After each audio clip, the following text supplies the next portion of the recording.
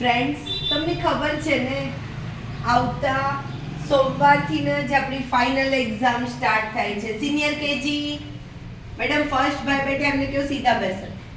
Okay friends, આવતા સોમવારથી આપણી ફાઇનલ એક્ઝામ સ્ટાર્ટ થાય છે.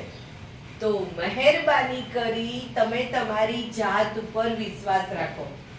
આપણે મજાકમાં પણ ક્યારેય આપણી જાતને નેગેટિવ નહીં કરવાની. આપણે મજાકમાં પણ એવું ના બોલે કે મને યાદ નથી રહેતું, કે મને નથી આવડતું, કે મને ખબર નથી પડતી. આપણે જેવું વિચારીએ છીએ, આપણે જેવું બોલીએ છીએ, આપણે જેવું સાંભળીએ છીએ, એ આપણું મગજ એક્સેપ્ટ કરી લે છે અને એ મુજબ એ વર્ક કરે છે. અને એટલે તો માણસો કહે છે કે all is well, all is well. બધું સરસ છે, ખાલી આપણી મહેનતથી આપણને બધું યાદ પણ રહે છે, આપણને બધું આવડે પણ છે અને આપણે સ્માર્ટ પણ બનીએ છીએ. ફક્ત તમારી જાત ઉપર વિશ્વાસ રાખો. બીજું, તમે બેસ્ટ જ છો, ખાલી હાર્ડ વર્કની જરૂર છે. સખત મહેનત તમને સરસ મજાના સફળ બનાવે છે, બરાબર ને? એટલે હંમેશા પોઝિટિવ રહ્યો, હાર્ડ વર્ક અને મોસ્ટ બિલીવ યોરસેલ્ફ. તમારી જાત પર વિશ્વાસ રાખો. તમે બધા બેસ્ટ જ છો, ક્યુટ છો, લવલી છો અને એકદમ કહેવાય ને કે બ્રેવ માઇન્ડ છો. બસ ખોટી બીક નથી રાખવી. સરસ રીતે હાર્ડ વર્ક. જો બધા એવું કહે ને કે સ્માર્ટ વર્ક જરૂરી છે. સ્માર્ટ વર્ક ક્યારે આવે? હાર્ડ વર્ક હોય તો જ. સખત મહેનતનો કોઈ વિકલ્પ નથી.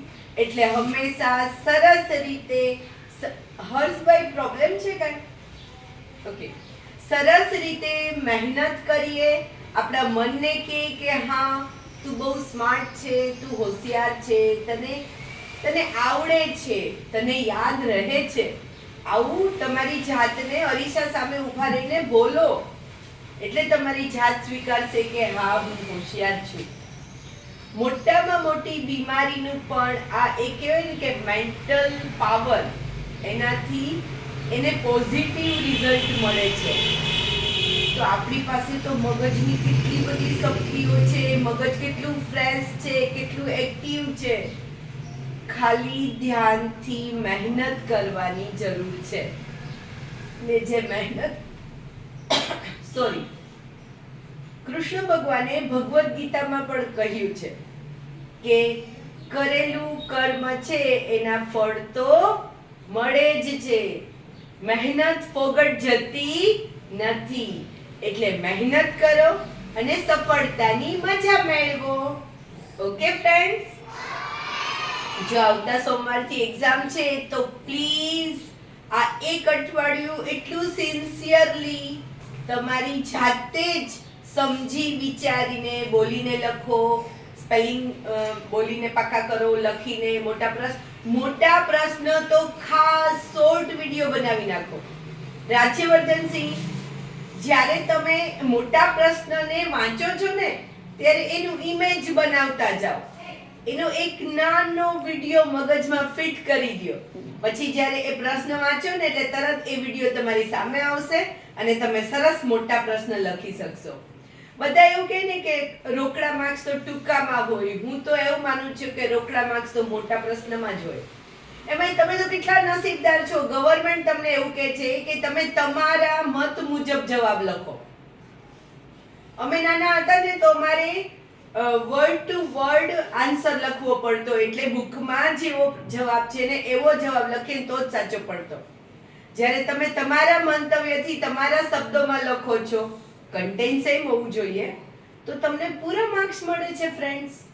એટલે મહેરબાની કરી જેવી રીતે ટૂંકું તમને ઓટોમેટિક બોલીને વાંચીને પાકું કરો તો યાદ રહી જાય છે, તો એવી રીતે આ મોટા પ્રશ્ન છે એના શોર્ટ વિડિયો ઇમેજિનેશન દ્વારા બનાવીએ અને એને યાદ રાખીએ અને પૂરા માર્ક્સ એક્ઝામમાં મેળવીએ. ઓકે ફ્રેન્ડ્સ, અવારનવાર કહું છું, આજે પણ કહું છું કે આપણી બુદ્ધિ આપણા કપાળમાં હોય છે, એટલે રોજ સવારે મસ્ત નાહી ધોઈને કપાળમાં તિલકનું એક ટેવ પાડીએ. સાથે આપણે ભગવાનને તો પગે લાગીએ જ છીએ, પણ આપણા ઘરમાં જે ભગવાન છે, મીન્સ આપણા મમ્મી પપ્પા, આપણે બોલીએ છીએ ને માતૃદેવો ભવ, પિતૃદેવો ભવ, તો એનો મતલબ એમ છે કે આપણા મમ્મી પપ્પા પણ આપણા ભગવાન જ છે, તો એમને પણ પગે લાગવા જોઈએ ને. પછી નાની મોટી મદદ કરીએ, ઘરમાં બધાની સાથે સંપીને રહીએ, તો ઘરનું વાતાવરણ કેવું સરસ બની જાય ને. તમે બધા એક વિચાર કરો, મમ્મી ક્યારે તમારી પર ગુસ્સો કરે? જ્યારે તમે હોમવર્ક ના કરો. મેક્સિમમ તો ગુસ્સો મમ્મીનો હોમવર્કમાં જ હોય. લર્ન નથી કરતા, હોમવર્ક નથી કરતા, તો એ તમે ટાઈમ ટુ ટાઈમ કરી લ્યો તો મમ્મી ગુસ્સો કરે? મીઠી મમ્મી જ રહે, હિટલર મમ્મી રહે નહીં. તમને હિટલર મમ્મી ગમે છે? નહીં ને. તો પછી મીઠી મમ્મી માટે મીઠી મહેનત જરૂરી છે. સરસ રીતે મહેનત કરો અને મીઠા મીઠા મમ્મી સાથે જીવનની મસ્ત મજા લો. Okay friends, in advance all the best. Love you. Now do your work.